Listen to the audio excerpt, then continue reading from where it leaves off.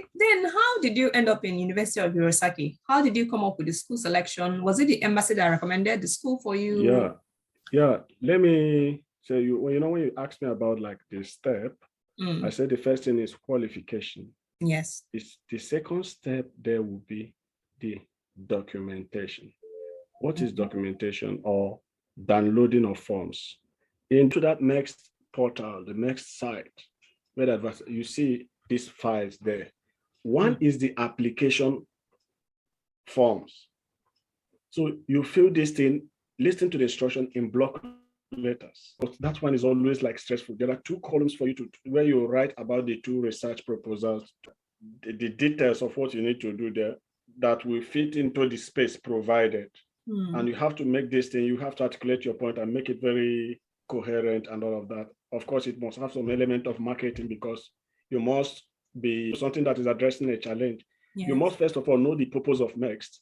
They are trying to bridge the gap between them and the country they're having diplomatic relation. So they're using you as a building bridge, as a bridge to link and to, cement their relationship with, consolidate on their relationship with the countries. That's number one. So if you get these forms ready, the question you're asking me how I landed in Hirosaki University, then that is where you have to be very, very, very, very, very careful. Because one, you print the application form. The second form you're going to print is the university placement form. Okay. The placement form has 5 columns and where you write the name of the university and their code. In that their code, there is, in that MEXT site, there's what a link for universities and course guidelines. Oh. You must click the universities and course guidelines. The first thing I would like each applicant to do is this. You know your course. For example, as you read mathematics education, for instance. So what you'll be looking for is don't rush, even if there are like 50 universities there, go one by one. Each university, when you click on it, you will see all the courses they offer. Don't rush. If you see mathematics education, that's not enough. Check the language of instruction. There are some places you see that the language of instruction is strictly Japanese. There's no provision for Japanese or English.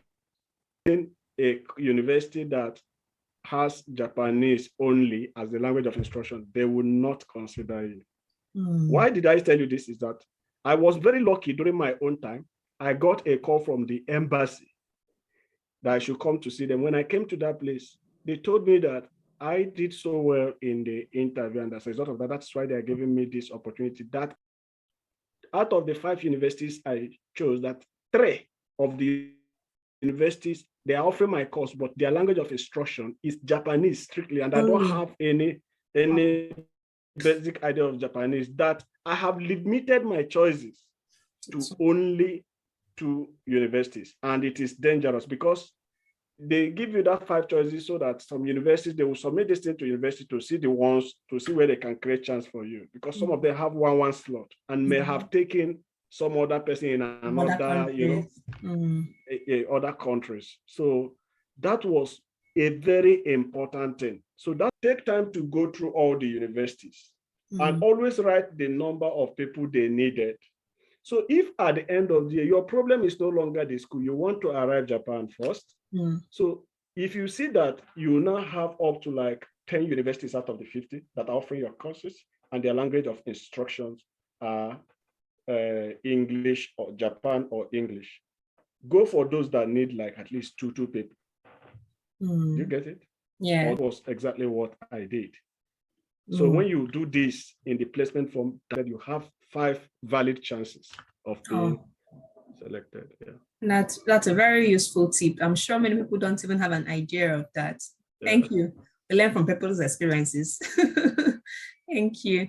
Okay, so my next question would be, is this limited to only secondary school teachers, or is it all inclusive to university teachers, primary school teachers, nursery school teachers? This is basically for teachers in both primary school and secondary school, or teachers working in teacher training schools or colleges. Yeah, like you are a teacher in FIC or something, or TTC, or you are qualified, but anything tertiary institution like university or their staff is excluded. Oh, I see. Yeah, yeah. And you must have up to 5 years total teaching experience. Yeah. Very important. Yeah. Okay. So are there any application fees involved? There is no application fee anywhere, but you must shoulder some financial cost or responsibilities. Like? For example, you need to get your, some may already have their transcripts. Yeah, if you have attended to like 3 different schools and all of that, and you're trying to ask for transcript from these 3 schools, these are costs. Yes. Meanwhile, after packaging all this documents and all of that, if you are in Abuja, you have to go there in person to drop it. Yeah, there are a lot of things. You have to print all those things. So these are normal costs you have to show that for yourself. Nobody anywhere will charge you anything. The cost varies on individual. It depends on individual. It depends on your location to where the embassy is located. Then definitely you might have to use post office if you are like far away from the office and all that. The expenses depends on the individual. For instance, again, it depends on the number of your documents. You have to notarize all your documents in court of competent jurisdiction in a high court or in a federal high court of your country. You have to do notarization. All your documents, everything you are submitting to MEXT have to be notarized in the court. These are costs. In my own case, I had so many documents to notarize that I put together. So you have to pay for it. Yeah. It's not MEXT that is asking you to pay. No. If you are a lawyer in the high court, you sign it by yourself. So, so these are, yeah. Oh, so. Okay, that's very good. So one thing I would like to clarify, there are no application fees. And then if you're selected, MEXT covers everything. It's fully funded. They cover your tuition fees and what other benefits, your return tickets back to your country, and what else? When you eventually make it, so you're expected to at least, on your way to Japan, you're expected to at least have at least $2,000. If you arrive like this October, definitely by November, you'll start receiving your scholarship stipend. You understand? Yes. And as a result of that, you need to, when you arrive, you definitely have to go to a particular, they will assign you to a particular hotel. These hotels, you go to a 5-star hotel, they are very, very expensive. But the good news is that now, being an organized country, there are some travel agencies that are now meddling in the whole thing.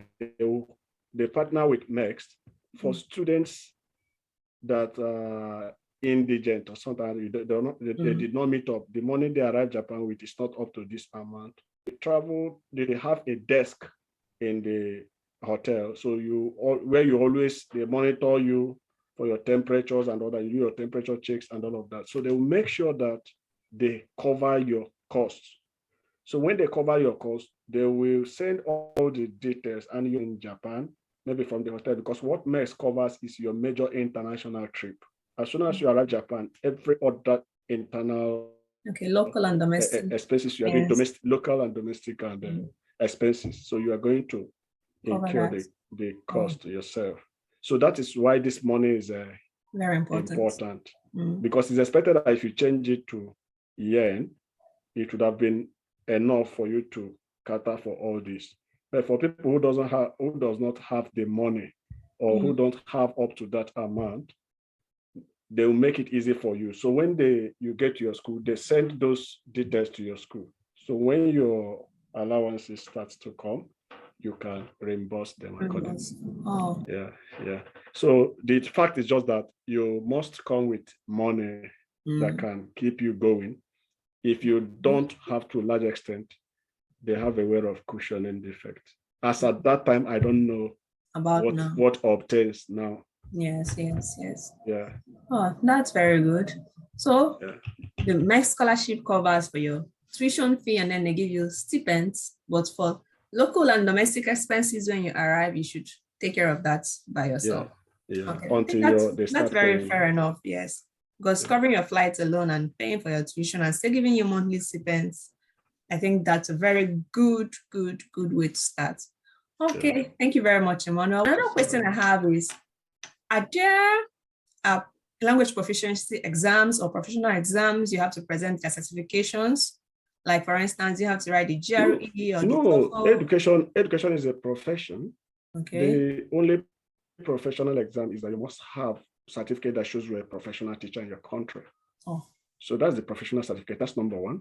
okay. Then why this scholarship is actually very interesting is that it is rare to get a scholarship that where you will not be required to provide your IELTS, that is International English Language Testing System, Yes. or TOEFL, Yes. test of English as a foreign language. Yes. You don't need all of it. If you have, it's just there because basically Japan is not an English Speaking country. speaking country. They are just into it now, and so not a major criteria. Taking off the neck of every applicant, because everybody knows what it would have taken you to sit for Yes. those exams and all of that. So when you're talking about international certificate, no, you are an international as soon as you enter Japan. So certificate you are having from your country is already an international certificate. So everything is good. Once you have, with the ones you have in your country, once you meet up these criteria, you are good to go. Okay. So Yeah. before we round up, guys, let's hear from Mr. Emmanuel, who has been a recipient of this scholarship for how long now?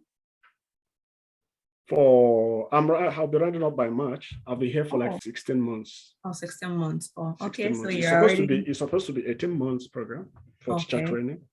Yeah. Okay. So for this past 16 months, what Yeah. would you say has been the benefits of this scholarship to you from your personal experience? It is so much. I've been impacted socially Wow. and otherwise. Socially, economically, academically, and otherwise. Yeah. Socially, you know what it means. Okay, this is my first major international trip. Yeah, in Africa, I've been privileged to be in two African countries. Yes. Yeah. Within the continent. Okay. Yeah, within the continent, But this is my first major international trip. And it is very, very amazing. Yeah. There are a lot of things when you are growing in a particular climate or in a particular setting, you just have to change the location to radicalize your mentality. Yes, I'm not talking about radicalizing your personality. I mean the mental, the mindset, Yes, I agree. Yeah. So that broadens your horizon. Japan is one country that put you on the stage for information. And you need nothing more than information to thrive. When you get information and you are prepared for it, that information will definitely be your driving force and all of that. So they have broadened my horizon. Everything is not all about money, but money is very important because as a scholar too, if you put yourself together and all of that, see how to mitigate the cost of living here, which we all know is on the is very hard. Meeting new friends from different walks of life and from different countries. Now, Japan is the top, and in education too, they are among the leading countries. I think they are number 5 now in the world. So you understand somebody who has been craving for change, and you see the opportunity to be here. So you make the most of it.